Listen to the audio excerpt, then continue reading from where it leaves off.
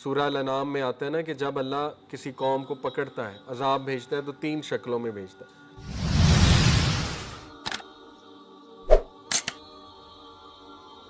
آپ دیکھیں کہ اپنے بھی گھروں میں آپ دیکھیں گے کہ والدین کا تعلق کچھ ایسا ہے، ایک ڈاؤن ہو تو دوسرا سٹرونگ ہو جاتا ہے، ٹھیک ہے۔ اسی طرح والدین اگر تھوڑا سا سیڈ ہے تو آپ سٹرونگ بن جائیں، تو یہ کرنا پڑتا ہے۔ اگر سارے ویک بن جائیں گے تو پھر معاملہ نہیں چلے گا۔ And same goes for husband and wife, اگر ایک بہت غصے والا ہے دوسرے کو نرم ہو جانا چاہیے، اگر دونوں اس طرح سے ہیں تو پھر معاملہ نہیں چلے گا۔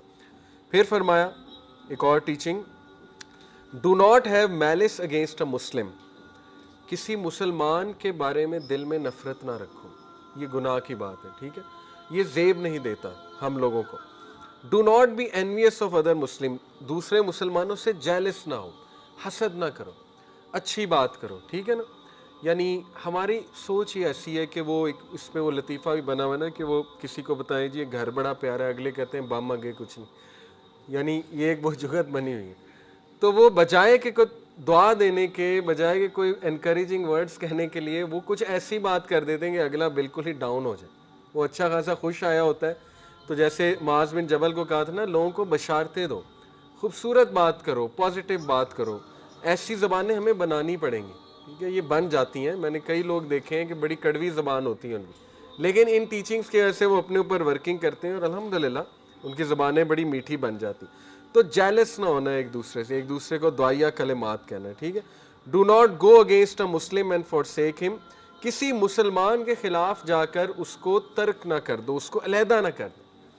اب اللہ معاف کرے، یہ ٹیچنگز آپ سامنے رکھیں، اور آپ دیکھیں کہ ہمارے ہاں یہ کلچر ہے کہ کسی سے کوئی غلطی ہوئی، اس کی غلطی ہم نے پکڑی، وہ سوشل میڈیا پہ طوفان مچایا اس کی غلطی کے اوپر، جو چانس تھا اس بیچارے کا کچھ توبہ کرنے کا ہم نے دروازہ بند کر دیا، اتنا اس سے رگڑا، اتنا ہم نے اسے کوسا، اتنا اسے برا فیل ہم نے کرایا، انسلٹڈ فیل کرایا، کہ اس نے قسم کھا لی کہ جو میں نے امپروو ہونا تھا وہ بھی میں نے امپروو نہیں ہونا، وہ سارا وبال ہم پہ آئے گا۔ تو یہ دلوں کے سخت ہونے کی نشانی ہے، اور ہماری قوم کا یقین کریں یہ مسئلہ ہے کہ آپس میں دل سخت ہو چکے، اور یہ one of the signs of wrath of اللہ، اللہ معاف کرے۔ سورہ الانعام میں آتا ہے نا کہ جب اللہ کسی قوم کو پکڑتا ہے، عذاب بھیجتا ہے تو 3 شکلوں میں بھیجتا ہے، آسمان سے، زمین سے، یا آپس میں لڑواتا ہے، یعنی آپس میں ان کے دل جو ہے وہ بہت زیادہ سخت ہو جاتے ہیں۔ تو ہمارے ہاں کافی پولرائزیشن ہے، مذہبی طور پہ بھی پولرائزیشن ہے، پولیٹیکل طور پہ بھی ہے، اور سوشل طور پہ بھی۔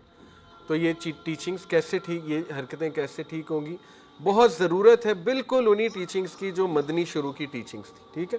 تو اللہ کے نبی صلی اللہ علیہ وسلم نے فرمایا کہ اس کو ترک نہ کرو، سوسائٹی سے الگ نہ کرو۔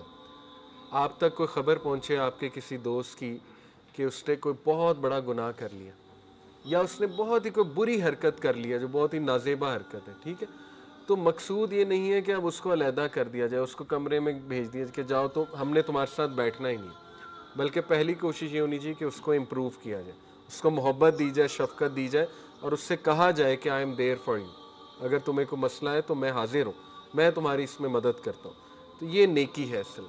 دیکھیں ڈاکٹر اسرار رحمہ اللہ کا ایک جملہ، وہ کہتے تھے کہ اگر تم کسی کو تکلیف میں دیکھو اور اس کی مدد کرنے کے قابل ہو، اس پوزیشن میں ہو کہ اس کی مدد کر سکتے ہو اور نہ کرو، تو تم عابد ہو سکتے ہو، زاہد ہو سکتے ہو، محدث ہو سکتے ہو، عالم ہو سکتے ہو، لیکن نیک نہیں ہو سکتے۔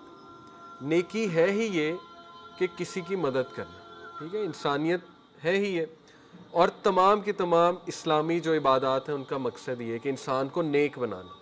اگر انسان نیک ہی نہیں بن رہا تو پھر اس کا مطلب وہ عبادت نہیں ہے، وہ عادت ہے۔ عبادت اور عادت میں بہت فرق ہے، ٹھیک ہے، یہ عادت ہے 5 وقت کی نماز پڑھنا، عبادت اصل میں یہ کہ اس کا کچھ آپ کی لائف میں چینج آ رہا ہے، افیکٹ کر رہی ہے وہ چیز آپ کی، ٹھیک ہے، تو اس طرح سے عبادت کرنی چاہیے۔ پھر فرمایا او سلیوز آف اللہ، اے اللہ کے بندوں، be like brothers with each other, ایک دوسرے کے ساتھ بھائیوں والا سلوک کرو۔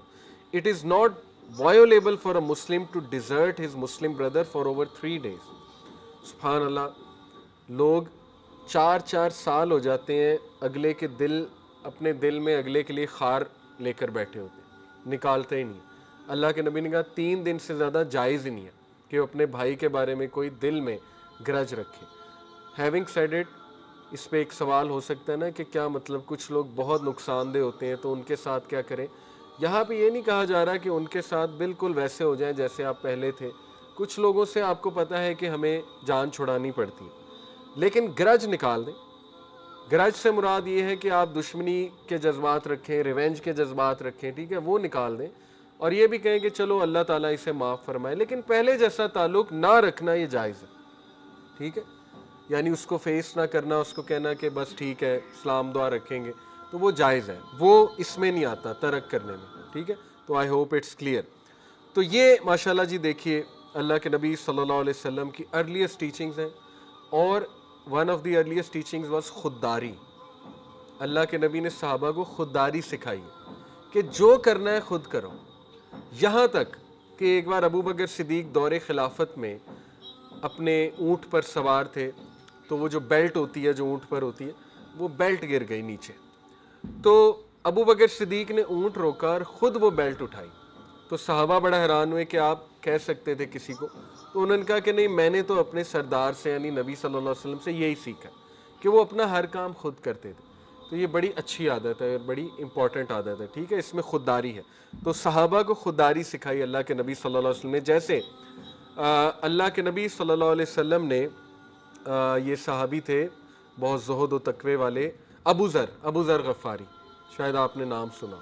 ابو ذر غفاری کو اللہ کے نبی صلی اللہ علیہ وسلم نے ایک دن کہا کہ او ابو ذر، when you ask only of اللہ، جب تو سوال کرے یا پوچھے صرف اللہ سے سوال کر، اینڈ نان ایلس، اور کسی اور سے نہیں.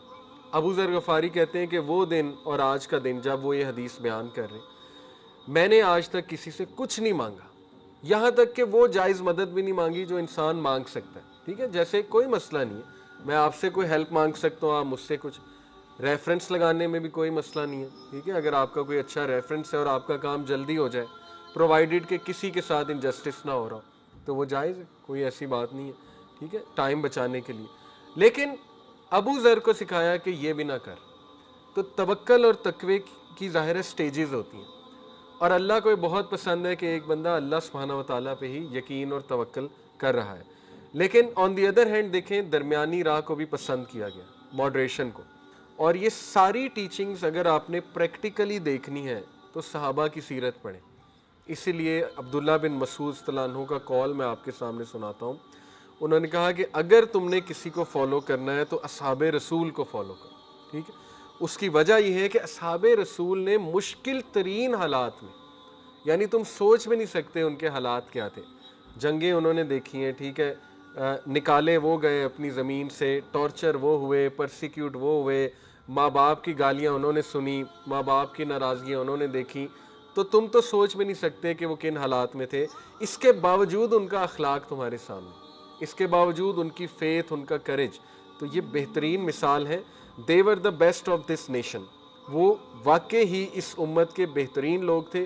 the most pious، سب سے نیک، the most learned and least pretentious. pretentiousness ہوتا ہے دکھلاوا کرنا، جو کہ پسند نہیں فرمائے گا اسلام. تو صحابہ میں ساری کوالٹیز تھیں کریکٹر کی، اسی لیے اللہ نے انہیں چوز کیا تھا اپنے نبی کو اکمپنی کرنے میں. سبحان اللہ، یہ چھوٹی سعادت نہیں ہے کہ اللہ کے نبی کے اصحاب تھے وہ، ٹھیک ہے. اس لیے آپ لوگ ضرور اپنا گول بنا لیں صحابہ کی سیرت بھی پڑھنے کا.